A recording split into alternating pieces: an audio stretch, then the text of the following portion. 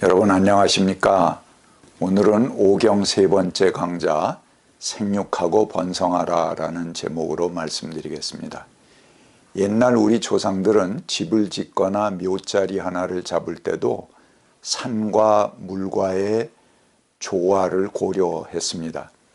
그래서 인위적인 것이 자연을 거스르지 않도록 자연에 순응하고 적응하는 것을 모든 인간사의 기본으로 삼았습니다.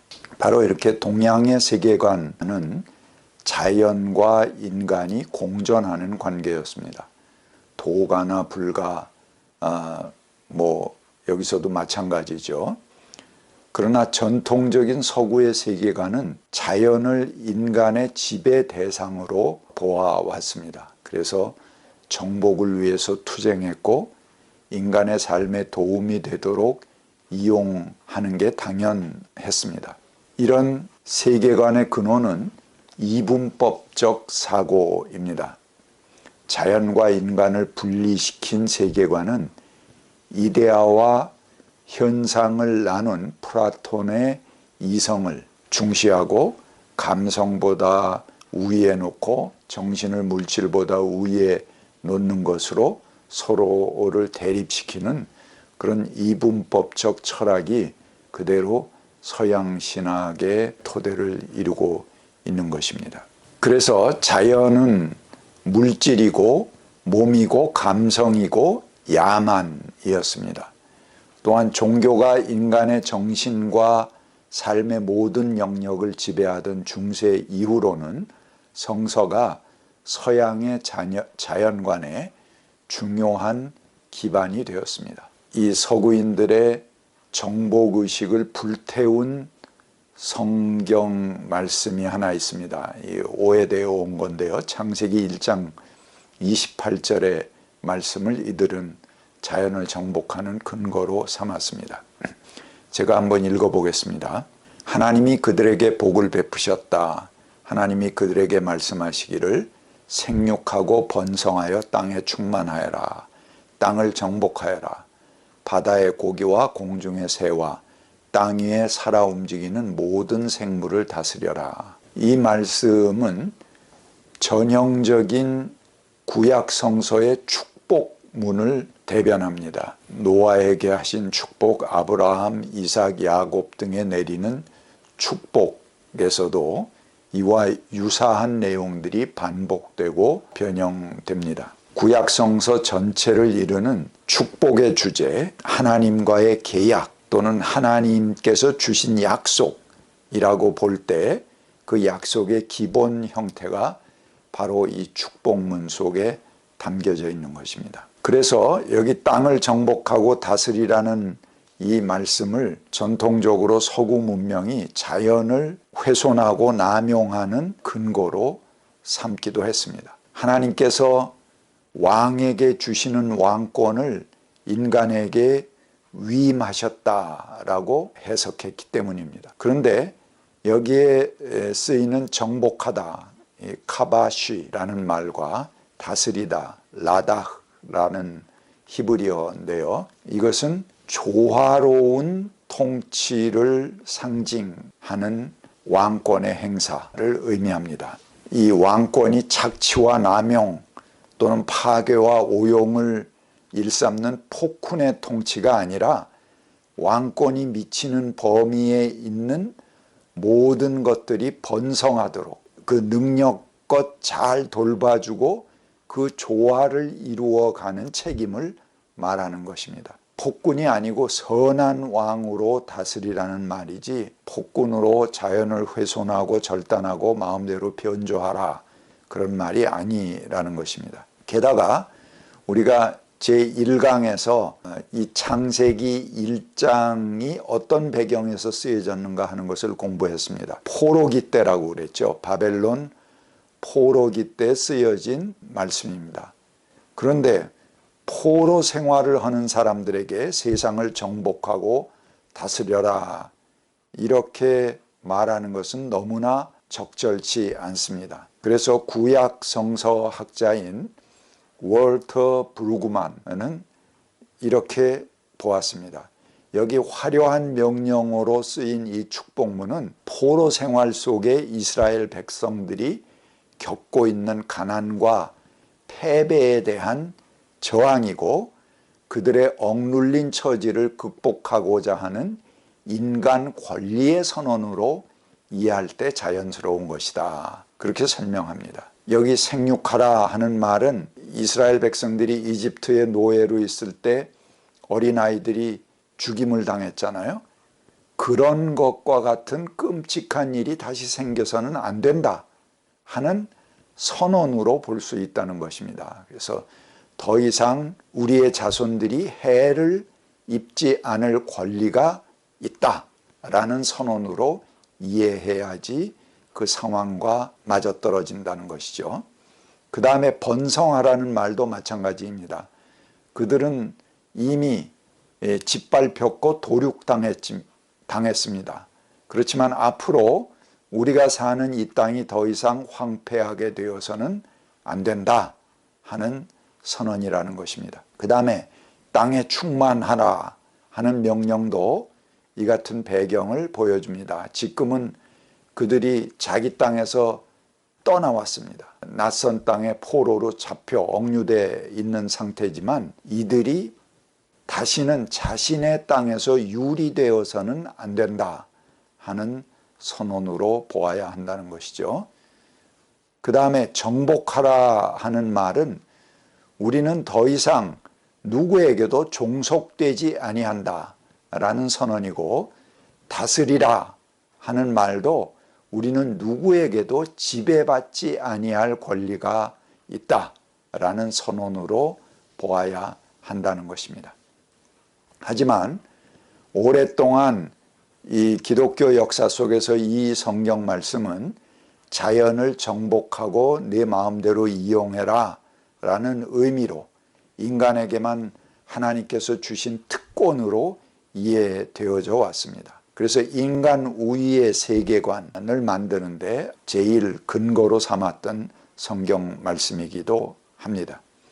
더구나 서구 역사는 이 말씀을 자연뿐만 아니고 인간사에도 적용했습니다. 그래서 이교도를 정복하고 다스리는 것을 하나님의 뜻으로 미화했고, 성전이라는 명분으로 십자군 전쟁을 일으켰습니다. 그리고 아메리카의 인디안 말살 정책으로 이어졌고, 근대 서구의 식민지 확장 정책에 이르기까지 이 말씀들은 끊임없이 전쟁을 일으키는 그런 화근이 되었습니다. 오늘날까지도 미국은 자국의 이기주의와 군사 패권주의를 기독교와 이슬람의 종교 전쟁으로 포장합니다. 그래서 사람을 전쟁터로 몰아가면서 이러한 행위를 은연중에 하나님의 뜻으로 미화하고 있는 것입니다. 그러나 이 성경 말씀은 정복행위의 근거가 될 수 없습니다. 오히려 이 말씀이 선포된 그런 포로기 상황, 그 사회적 맥락을 고려한다면 어떤 인간도 더 이상 남에게 지배받거나 종속되어서는 안 된다는 위대한 인간 권리의 선언으로 보아야 합니다. 또한 하나님께서는 인간에게 주셨던 이 축복의 선언을 노아 홍수 이후에 숨쉬는 모든 생물에게도 주십니다. 살아있는 모든 생물들, 모든 동식물들에게 동일하게 너희도 생육하고 번성해라 라고 축복해 주시는 것입니다. 그리고 약속의 증표로 무지개를 세우시는 이야기가 창세기 9장 10절 이하에 나와 있습니다. 그 다음에 맨 처음에 무엇이 있었는가, 창세기 역사가 시작되는 처음의 귀절을 한번 보겠습니다. 성경에 보면은 처음에 시작할 때 브레시트 바라 엘로힘 이렇게 시작합니다. 브레시트 그러면 처음에 그런 말이고요.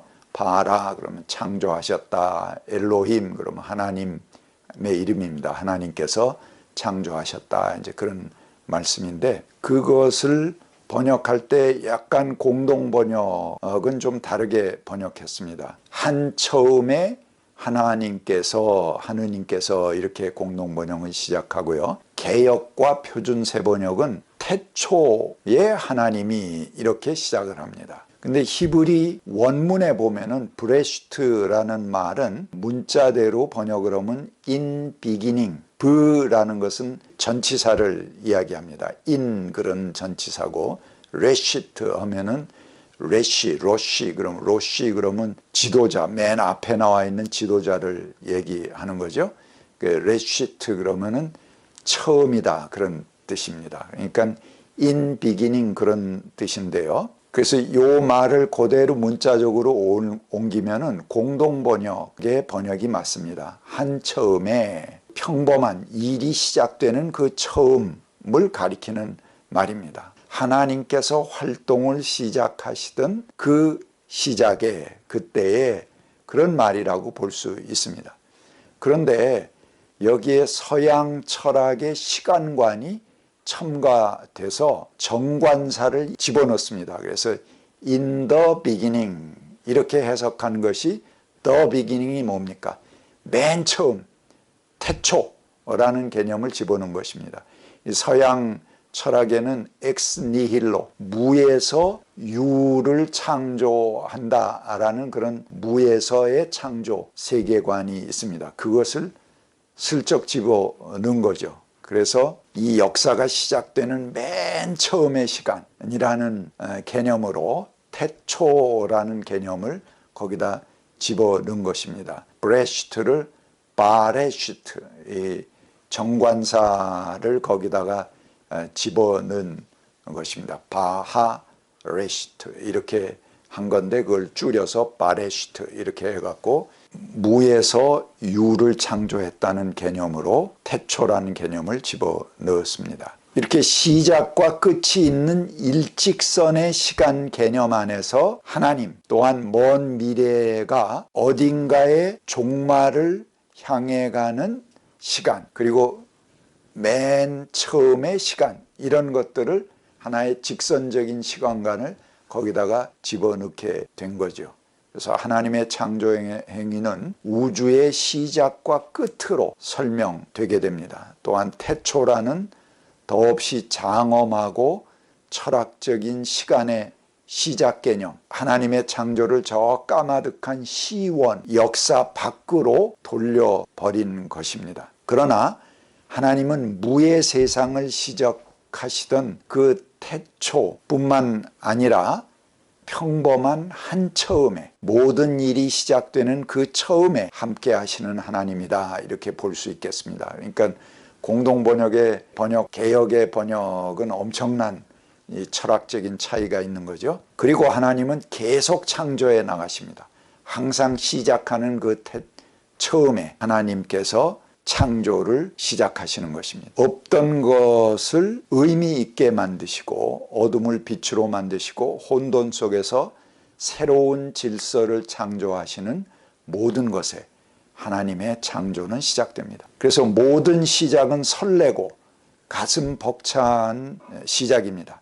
설렘과 의욕으로 가득 찬 마음 속에서 우리의 하나님이 역사하십니다. 모든 처음에는 미래에 대한 믿음과 신비가 있습니다. 바로 그 희망이 살아있는 곳에 하나님은 역사하십니다. 인간의 희망이 있는 곳에 하나님은 함께 하시며 새 일을 창조해 가시는 것입니다. 그 다음에 하나님의 영이 수면에 운행하신다 하는 말을 한번 생각해 보겠습니다. 이 혼돈의 세상 위로 하나님의 영, 루아흐인데요. 루아, 숨, 바람, 호흡, 김, 영, 나가서는 신, 하나님으로 번역되는 굉장히 다양한 의미의 군을 대표하는 것이 루아라는 이 의미의 말입니다. 이게 단순한 바람, 입김 이런 데서부터 영이나 신, 우리가 성령 할 때 루아를 씁니다. 왜 이렇게 다양하게 번역될까? 고대 히브리인들은 어떤 사물을 이해할 때 눈에 보이는 것이 전부라고 생각하지 않았습니다. 하나의 물질이 고정된 형태로 나타날 때에는 그 뒤에 보이지 않는 기운들이 있다는 것입니다. 이 우주의 기운, 흐르는 기, 또 유동하는 영적 움직임이 그 안에 숨겨져 있다. 그것들의 움직임의 결과로 어떤 물질이 보이는 형태로 고정되고 사건들이 일어난다. 이렇게 생각하는 것이죠. 그들은 세계에 드러나는 모든 현상이 역동적으로 움직이는 숨결, 영적인 존재들의 움직임의 결과다. 이렇게 생각을 했습니다. 그것이 하나의 고정된 형태로 나타나는 것, 우리의 눈에 보이는 구체적인 모습으로 보이게 된다라고 생각한 것이죠. 보이지 않는 세계가 보이는 것들의 본질이며 근원이 되는 것입니다. 세계의 사건들과 결과들 역시 모든 인간 생각의 결과물이다. 이렇게 본 것입니다. 우리가 생각하고 믿음을 갖는 대로 우주의 흐름이 바뀌고 에너지의 방향이 결정된다는 것입니다. 물질이 있기 전에 생각이 먼저 있고 그 생각이 있기 전에 믿음이 존재합니다. 그래서 히브리서는 그 11장 1절에 이렇게 말합니다. 믿음은 바라는 것들의 실상이요 보이지 않는 것들의 증거입니다. 태초에 이 무한한 에너지인 하나님의 영이 수면 위에 운행하고 계셨다 하는 것입니다. 그러니까 하나님은 충만한 생명의 기운이십니다. 근원의 호흡으로부터 이 세상을 창조하십니다. 태초에 생명 가득한 숨소리가 있고 태초에 하나님의 의지가 있고 태초에 사랑이 넘치는 하나님의 따뜻한 생각이 먼저 있었습니다. 더군다나 히브리 문법에서 이 루아흐는 성령 하나님으로 번역된다고 그랬죠. 여성형 명사입니다. 성부와 성자가 전부 남성의 이미지로 나타났다면 이 성령 하나님은 여성의 이름을 가지고 있는 하나님이십니다.